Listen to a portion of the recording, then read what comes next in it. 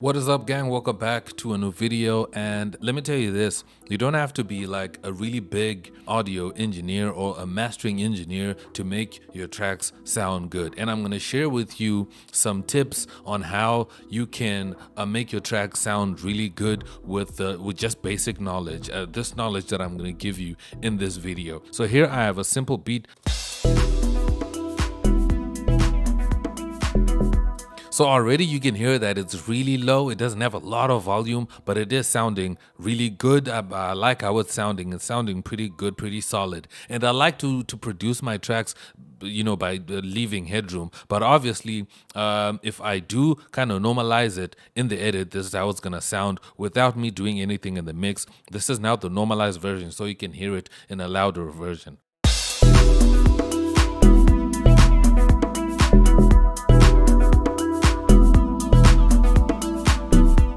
Okay, so it's sounding good, but we can make it sound much better. So now going to our master bus. So the master bus is where all the tracks go to, if you don't know what that is. So here's our master bus. So the first thing I like to do over here is add an EQ. You can use any EQ that you want to use, and definitely you can replace any plugin with these plugins that I'll be using here, but I'm going to use stock plugins because everyone has them. So I'm going to add a parametric EQ2 right here. And what I love that they have in parametric EQ2 is that they have presets. They have this 20 hertz plus 18 kilohertz cut and all these other cuts here. So I like to start maybe with a 20 hertz cut. What this does is that it allows me to cut off any excess high frequencies and low frequencies that we don't need, because those can mess up the chain down the line, like especially your limiter, because sometimes a track might have like really sharp highs that we cannot hear, but they are in the track. Just because we don't hear them does not mean they aren't there. Same with the low end as well. So I like to trim that as just a safety net on my tracks, just to make sure I curb those. And you can even take it as far as maybe like a 40 hertz cut, so you can roll off most of that bass out. So that's something that I do first and foremost before we go anywhere. That's what I do to make sure I cut that out. And then the next thing that I do is I add some saturation to my track. But here's a little trick that I do before we get to the saturation. Sometimes I like to maybe get some volume, and this is a trick that I do. I add another EQ. So if I add this EQ here, I can just maybe boost volume so that I can kind of hear how this track is sounding loud.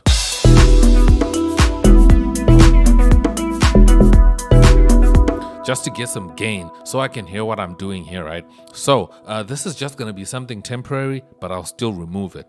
And then afterwards, I can add some tape saturation. What tape saturation does is that it just adds some harmonics to the track, gives it some texture, makes it feel good. This is what most mastering engineers do to music. If you want it to sound wholesome and sound full and good, you want to add tape saturation. There are a lot of plugins that do this, but I'm going to use a free one, which you can get in the link down below. So the tape saturation that I'm going to use is called the Chow Tape Model. This is the plugin here.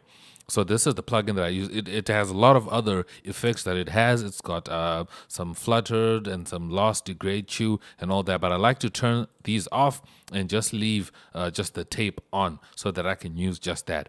So what I like to do here is add a lot of saturation and add a lot of drive, and then I can just play around with the dry and wet knob. So this is how it sounds without this plugin, without just the settings here.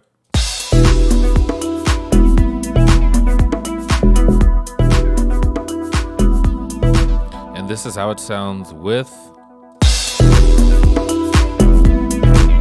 So you can hear that's like crushing it. That is really aggressive. So then I just pull back this dry wet mix and I just find a good spot for it.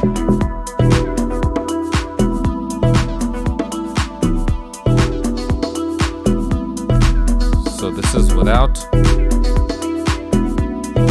This is with.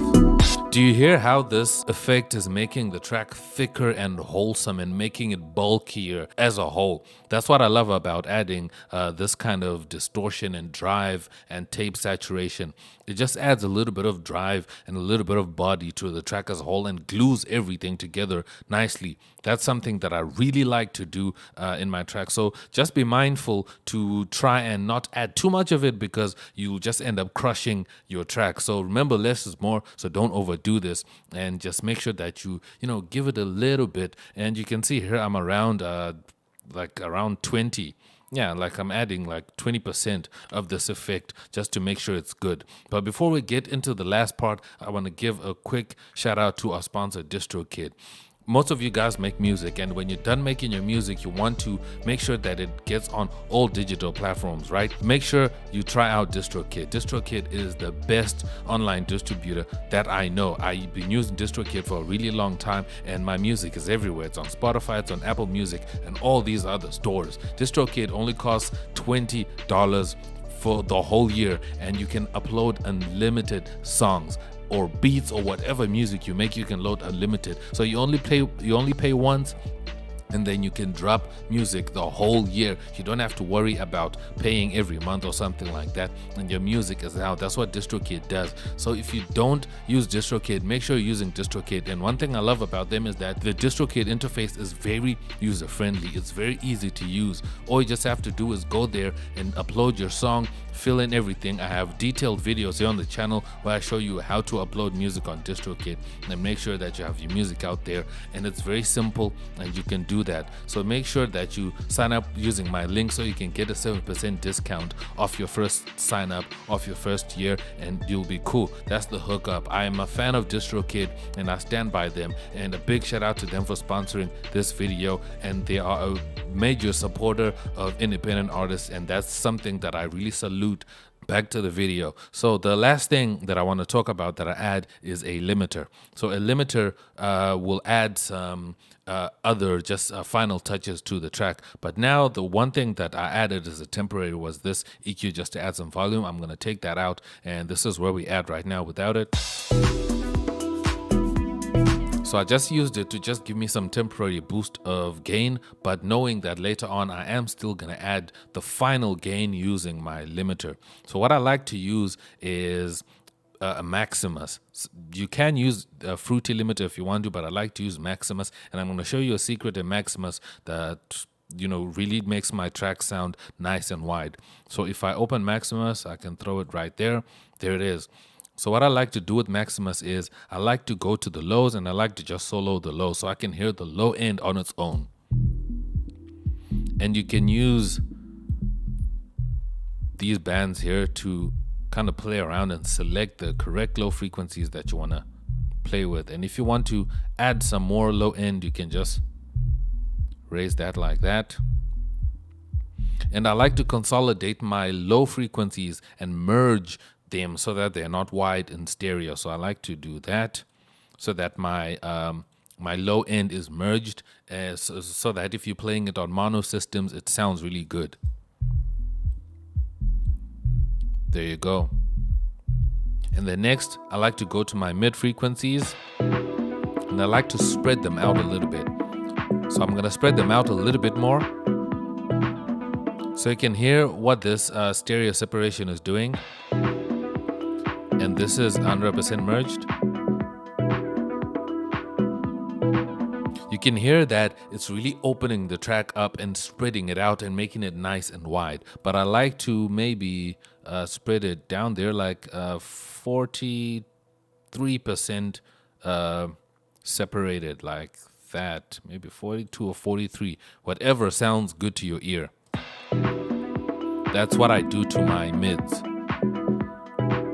And then come to my highs. I also like to spread them as well, like maybe a little bit more, like around 60% to 65%, like that. And I can just make sure the band, is also the correct one, and I can raise them a little bit so that they're a little bit louder. And then I can turn off solo.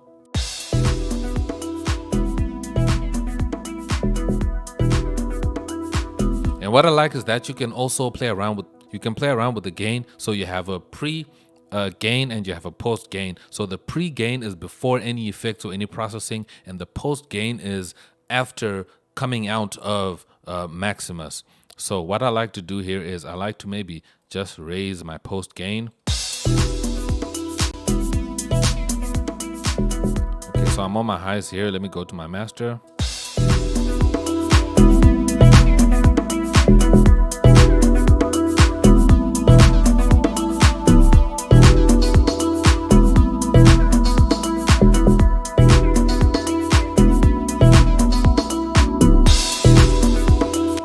I can see that I'm going over 0 dB here. So what I can do to kind of clip those transients is I can add a soft clipper just to clip that. Make sure that we're only hitting 0.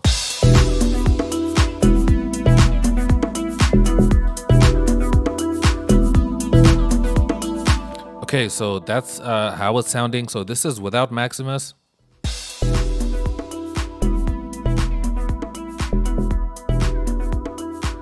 And with.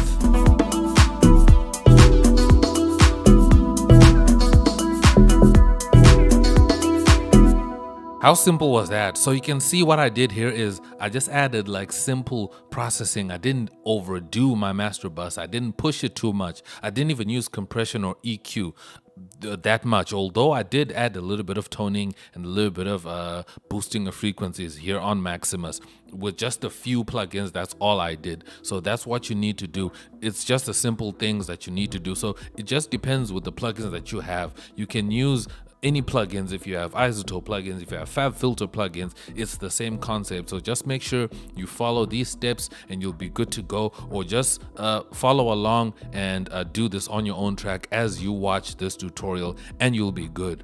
And again, a big shout out to DistroKid for sponsoring this video. Make sure to use my link to get 7% off your first year. I appreciate you guys. Thank you so much for watching this video. Make sure to drop it a thumbs up if it was really helpful, and also subscribe for more videos like this. And I'll see you in my next one. I'm X, and I'm out. Peace.